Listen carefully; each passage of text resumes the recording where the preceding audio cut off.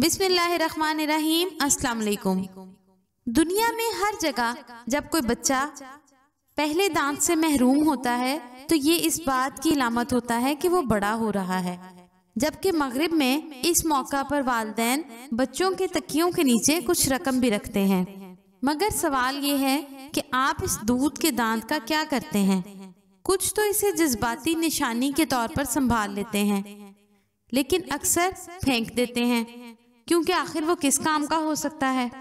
अगर आप भी ऐसा सोचते हैं तो ये जानकर हैरान होंगे कि वो दांत मुस्तकबिल में आपके बच्चे के काम आ सकता है।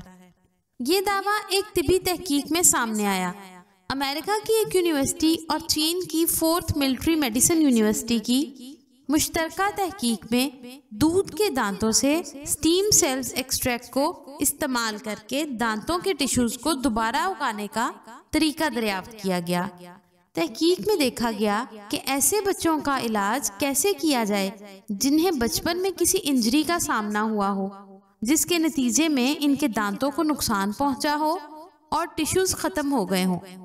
तहकीकी टीम ने दरियाफ्त किया कि दूध के दांतों में मौजूद स्टीम सेल्स को इस्तेमाल करके बच्चों की ऐसी इंजरीज को आसानी से कवर किया जा सकता है।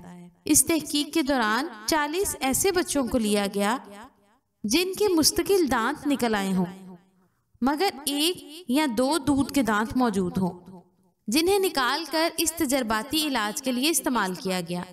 जिन बच्चों का इस नए तरीकाकार से इलाज किया गया उससे दांतों की जड़ों की नशोनुमा में बेहतरी नजर आई और 1 साल बाद टिश्यूज दोबारा उग गए।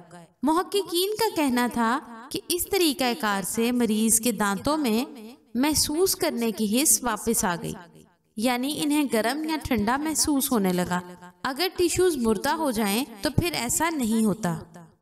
टीम का कहना था कि इंजरी के 3 साल बाद भी ये तरीकाकार महफूज और मौसर साबित हुआ है, और एक केस में जब बच्चे ने अपने दांत को दोबारा नुकसान पहुंचा लिया, टीम सेल्स से टिश्यूज का इलाज दोबारा कामयाब साबित हुआ।